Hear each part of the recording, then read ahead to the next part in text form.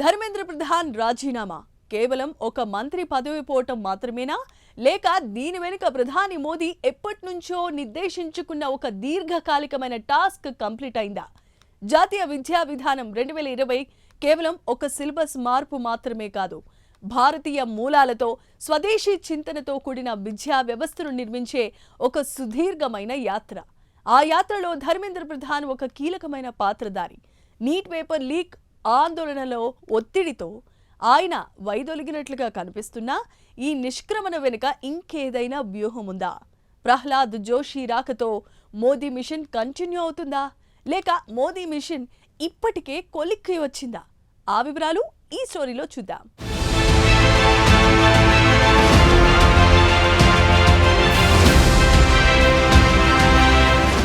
Cockroach Janata party నేతృత్వంలో neat paper లీక్పై దేశవ్యాప్తంగా జరిగిన విద్యార్థి ఆందోళనలు తీవ్ర రూపం దాల్చాయి. పరీక్షల్లో అక్రమాలపై ఆందోళనకారులు ప్రధాన డిమాండ్గా ధర్మేంద్ర ప్రధాన్ తొలగింపును కోరారు. జూలై 25న రాష్ట్రపతి ద్రౌపది ముర్ము ప్రధాన్ రాజీనామాను ఆమోదించారు. తన రాజీనామా లేఖలో ప్రధాన్ ఇది తన వ్యక్తిగత ప్రతిష్ట గురించి కాదని, గత కొద్ది రోజుల్లో జరిగిన పరిణామాలపై ఆందోళన చెందుతున్నానని, ఎలాంటి అవాంఛనీయమైన ఘటనలు జరగకూడదని ఒక బాధ్యతతో రాజీనామా చేయిస్తున్నానని చెప్పడం గమనించాల్సిన అంశం. ఆ మరుసటి రోజే సీనియర్ బీజేపీ నేత ప్రహ్లాద్ జోషి కేంద్ర విద్యాశాఖ బాధ్యతలు స్వీకరించారు. అయితే అది పూర్తిస్థాయి నియామకం కాదు. వినియోగదారుల వ్యవహారాలు, నూతన పునరుత్పాదక ఇంధన శాఖలను ఇప్పటికే నిర్వహిస్తున్న జోషికి విద్యాశాఖను తాత్కాలిక అదనపు బాధ్యతగా అప్పగించారని గమనించాలి.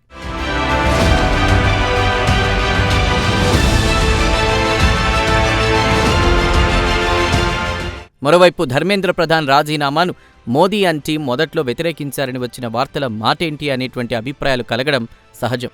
ఒక దశలో ప్రధాన్ రాజీనామా చేసేటువంటి ప్రసక్తే లేదని ఫీలర్స్ కూడా బీజేపీ వర్గాల నుంచి వెలువడ్డాయి. కానీ జంతర్ మంతర్తో పాటు దేశవ్యాప్తంగా పెరిగిన సీజేపీ ఆందోళనల నేపథ్యంలో ధర్మేంద్ర ప్రధాన్ చేత రాజీనామా చేయించక తప్పలేదని విశ్లేషకులు అభిప్రాయపడుతున్నారు. మరి ధర్మేంద్ర ప్రధాన్కు అప్పగించిన టాస్క్ ఏంటి?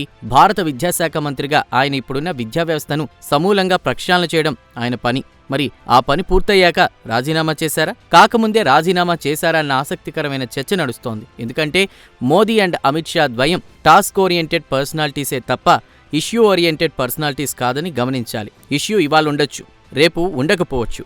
ఇష్యూస్ను సెటిల్ చేసుకుంటూ వెళ్తే టాస్కులు పూర్తి కావు. కానీ టాస్కులు పూర్తి చేసుకుంటూ వెళ్తే ఇష్యూస్ ఆటోమేటిక్గా సమసిపోతాయని గమనించాలి.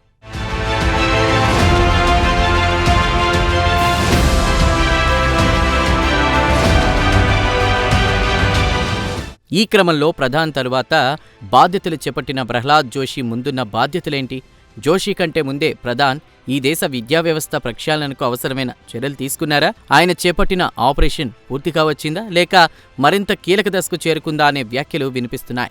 జాతీయ విద్యా విధానం 2020 అనేది కేవలం పరీక్షా విధానాలను మార్చడం కోసం తీసుకొచ్చిన పాలసీ కాదు. మాతృభాషలో బోధన, భారతీయ విజ్ఞాన వ్యవస్థల ఏకీకరణ, స్వదేశీ మూలాలతో కూడిన పాఠ్యాంశాలు ఇవన్నీ ఈ పాలసీలో అంతర్భాగం. ఈ దీర్ఘకాలిక ప్రాజెక్టుకు నాయకత్వం వహించిన వ్యక్తి ధర్మేంద్ర ప్రధాన్. ఆయన హయాంలోనే జాతీయ పాఠ్య ప్రణాళిక ఫ్రేమ్వర్క్ ఎన్సీఎఫ్ నోటిఫై అయింది. 30కి పైగా రాష్ట్రాలు 5+3+3+4 పద్ధతి సిలబస్ను అమలు చేశాయి. కొత్త పాఠ్యపుస్తకాలు వచ్చాయి.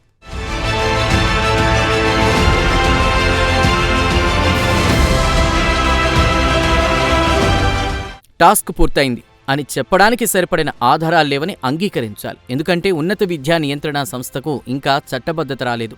విద్యపై చేయాల్సిన వ్యయంలో సగం కంటే తక్కువే ఖర్చు చేస్తున్నట్లు నివేదికలు చెబుతున్నాయి. మరోవైపు తమిళనాడు వంటి రాష్ట్రాల్లో రాజకీయ వ్యతిరేకత కొనసాగుతూనే ఉంది. కాబట్టి పాఠశాల స్థాయి సంస్కరణలు వేగంగా ముందుకెళ్తున్నా నిర్మాణాత్మకమైన ఉన్నత విద్యాస్థాయి సంస్కరణలు ఇంకా అసంపూర్తిగానే ఉన్నాయని నిపుణులు చెబుతున్నారు.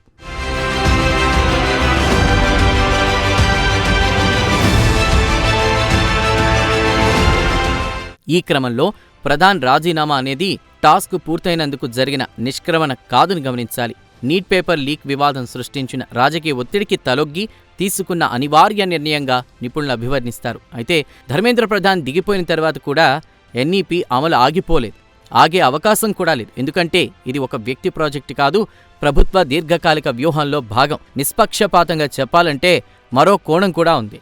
విమర్శకులు, ప్రతిపక్షాలు వాదిస్తున్నదేంటంటే ఇది మిషన్ కంప్లీషన్ కాదు, కేవలం డ్యామేజ్ కంట్రోల్ చర్య మాత్రమే అంటే పెరుగుతున్న విద్యార్థి ఆగ్రహాన్ని చల్లార్చడానికి రాబోయే ఎన్నికల ముందు రాజకీయ నష్టాన్ని తగ్గించుకోవడానికి తీసుకున్న తక్షణ నిర్ణయమేనని విశ్లేషకులు అభిప్రాయపడుతున్నారు.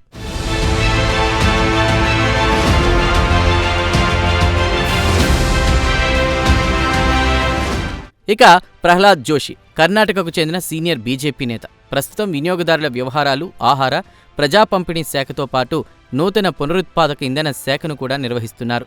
ఇప్పుడు వీటికి తోడు విద్యాశాఖ అదనపు బాధ్యతగా వచ్చింది. రాజకీయ విశ్లేషకులు ఎత్తిచూపుతున్న అంశం ఏంటంటే ఇది తాత్కాలిక ఏర్పాటు మాత్రమే. ఇప్పటికే 3 శాఖలు నిర్వహిస్తున్న ఒక నేతకు 4వది అప్పగించడం శాశ్వత పరిష్కారం కాదు అనడానికి ఓ సంకేతంగా భావించాలి. కాబట్టి మోడీ మిషన్ కంటిన్యూ అవుతుందా అనే ప్రశ్నకు అవుననే సమాధానం చెప్పాలి. కానీ స్వల్పకాలంలో పాలసీ కొనసాగింపు ఖాయమే. ఎందుకంటే బ్యూరోక్రసీ, రాష్ట్రాల భాగస్వామ్యంతో ఇది ఇప్పటికే నడుస్తున్న ప్రక్రియ. కానీ శాశ్వత విద్యామంత్రి ఎవరన్నది, ఆ నాయకత్వం ఎన్ఈపీ తర్వాతి దశ, మరీ ముఖ్యంగా హెచ్ఈసిఐ ఉన్నత విద్యా సంస్కరణల అంశాన్ని ఎంత వేగంగా ముందుకు తీసుకెళ్తారన్నది వేచి చూడాల్సిన విషయం.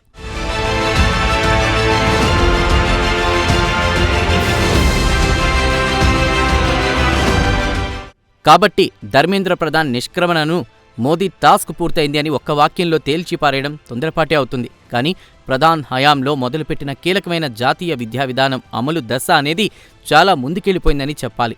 దీంతో ఆ ట్రాక్ యథాతథంగా అమలు జరుగుతుందని చెప్పాల్సుంటుంది. అయితే ఇది ఒత్తిడితో కూడిన రాజకీయ నిర్ణయం అవుతుంది. అదే సమయంలో దీర్ఘకాలిక విద్యా విధాన ప్రయాణంలో ఒక మలుపు కూడా అవుతుంది. ఈ క్రమంలో అసలైన పరీక్ష ఇప్పుడే మొదలవుతుందని నిపుణులు భావిస్తున్నారు. ప్రహ్లాద్ జోషి ఆ తర్వాత వచ్చే శాశ్వత నాయకత్వం ఎన్ఈపీ 2020 లక్ష్యాలను, మరీ ముఖ్యంగా ఉన్నత విద్యా సంస్కరణలను ఎంత వేగంగా పూర్తి చేస్తారన్నదే నిజమైన కొలమానంగా భావించాలి.